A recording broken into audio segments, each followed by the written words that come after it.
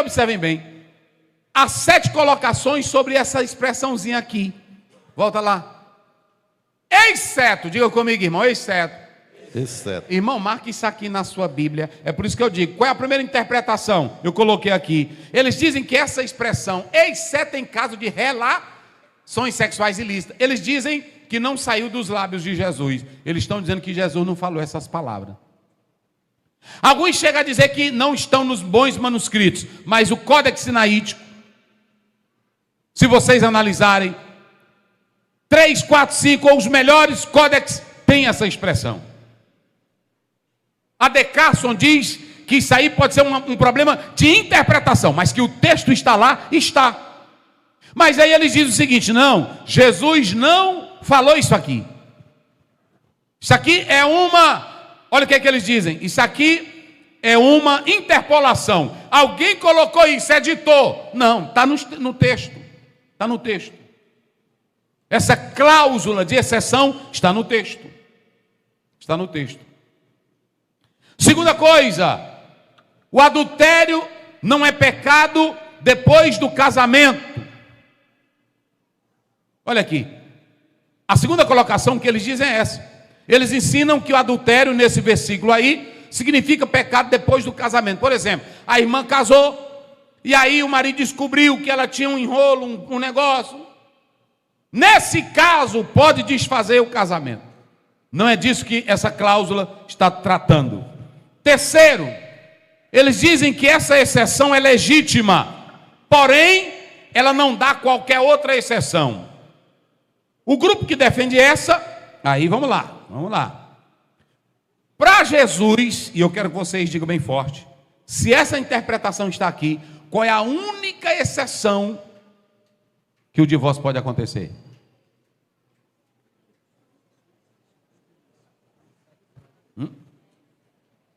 Como? Vamos lá?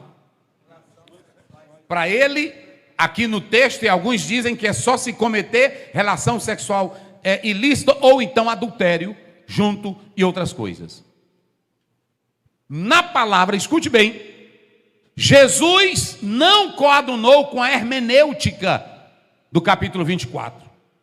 Total não. Ele dizia, o homem que largar a mulher, se vê nela coisa ainda Jesus novamente entra em cena e acaba com a gracinha daqueles que querem por qualquer coisa trocar a mulher como se troca de copo descartável.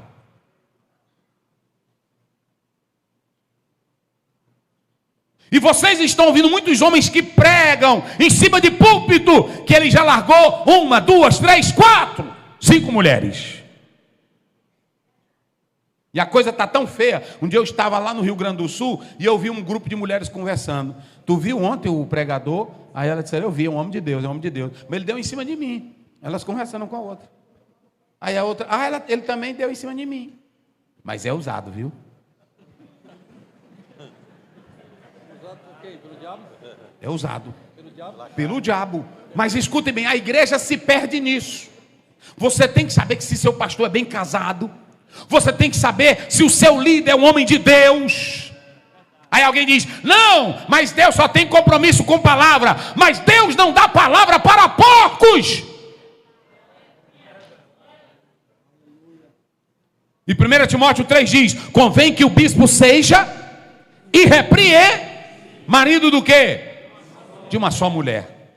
Quarto lugar, eles dizem que a interpretação, aqui agora, a interpretação da Igreja Católica. A Igreja Católica diz, aqui, baseado nessa cláusula de exceção, que o divórcio permitido por Jesus é um tipo de separação legítima, mas não é o fim do casamento. Agora eu vou fazer uma pergunta. Se a Igreja Católica diz que é um tipo, se ela diz que é um tipo de separação legítima, mas não é o fim do casamento, o que vai acontecer nessa exegese de Jesus? Vamos. O que vai acontecer? Bora. Se a Igreja Católica diz, ela diz que aqui é apenas um tipo de separação legítima, mas não o fim do casamento, o que ela entende aqui? Coloca o texto lá, eles vão pegar aqui agora. O que ela entende aí nesse caso? Aí vem aqui, olha para cá. Eles diziam que para o casamento ser legal, tinha que ter a carta de divórcio, não apenas o repúdio. Entregava a carta de divórcio, a mulher estava livre para ela casar com quem ela quisesse. Mas Jesus Cristo, ele coloca um ponto, uma vírgula, e diz: não é bem assim não. O divórcio não pode ser por qualquer motivo, a não ser por relações sexuais ilícitas. E no caso dessa mulher, que ela casou, vamos lá agora o problema. Pastor, mas a Bíblia diz que aquele que casa com a repudiada, comete o que com ela? Porque a Igreja Católica diz que aqui é só uma separação, porque o casamento não pode ser desfeito. Essa é a ideia deles também. Mas e aí? Se não pode ser desfeito, então o irmão que casou com a irmã repudiada, pelo texto eles estão cometendo o quê? Por que estão cometendo adultério? Então, como se a carta não servisse para nada também. Não. Ela fosse inválida. Isso, mas não foi a carta que ele deu. O repúdio. Eles dizem que se ele desse a carta, o marido, ela estava livre. Ela poderia casar com um, casar com dois. Mas se ela se tornasse viúva, ela não poderia voltar para o primeiro. Aí tem um teólogo que diz: quando Moisés usa o primeiro marido, Deus estava legalizando o segundo marido. Se ela voltasse, criaria uma contaminação. Ela não poderia voltar para o primeiro marido se ele quisesse casar com ela. Então, nesse caso, se ele, e aí, entenda bem, o pastor Edson disse uma coisa: mesmo se ele desse essa carta para ela, mas se tivesse algo ilegal, essa carta ela não funcionaria.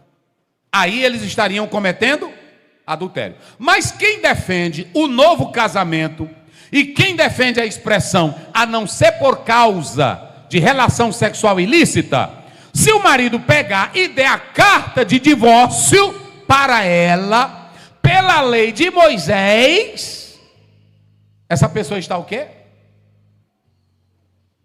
Ela está livre para fazer o quê? Para casar com outro. Agora, tem pastores que não interpretam assim. Porque Merrill, ele entende que não há brecha aqui para o novo casamento. Eu estou dando os dois lados para que vocês entendam.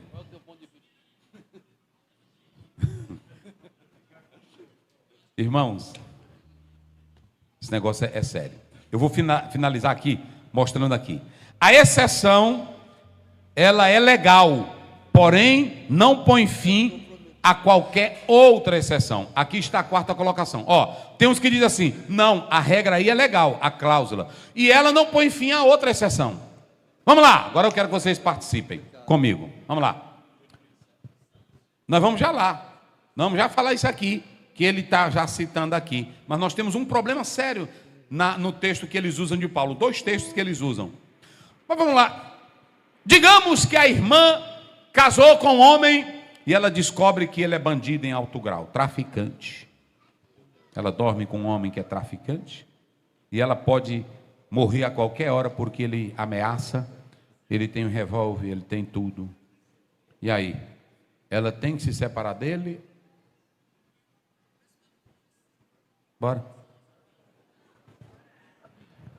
Tem que fazer o quê? As irmãs estão dizendo ali, vai. Tem que fazer o quê?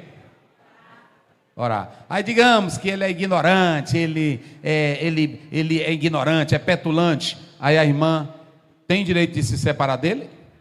Preste bem atenção. Tem 2 escolas nessa interpretação. Uns dizem que nesse caso ela pode se separar porque assim como Moisés deu a lei para se separar de homem que maltratava a mulher, aí eles dizem que Paulo ampliou o negócio.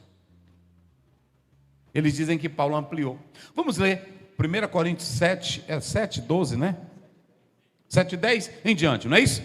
Eles dizem que Paulo pegou a exceção de Jesus e coloca aqui. Vamos lá. Ora, aos casados ordeno, não eu. Começa do 10, fica melhor. Versículo 10.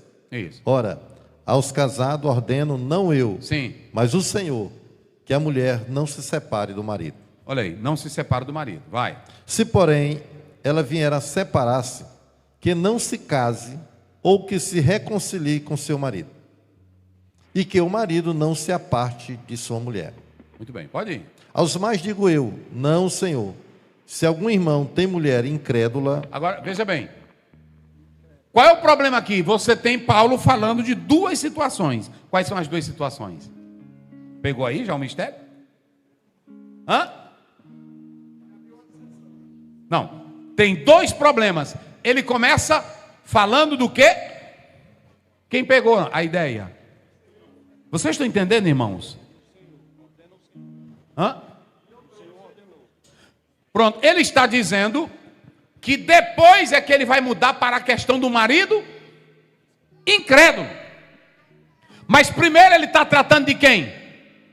De crentes. Volta lá, meu filho, de novo.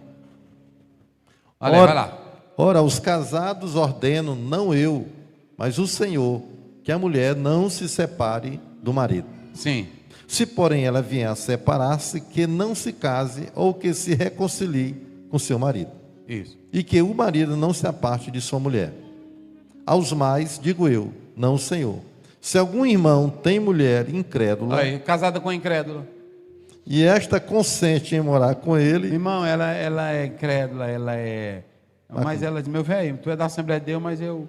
Aqui ele não está legalizando casamento de crente com descrente, não é isso que ele está falando. Ele está dizendo que se naquele tempo o marido, ela aceitou Jesus, mas ela já era casada, aí Paulo diz que não é bom se separar. Mas os casamentos naquela época, principalmente aí, ele tinha um contexto grego, e ele não tinha toda a legalidade. Por isso que Paulo está usando isso aqui. Se ela... Vai.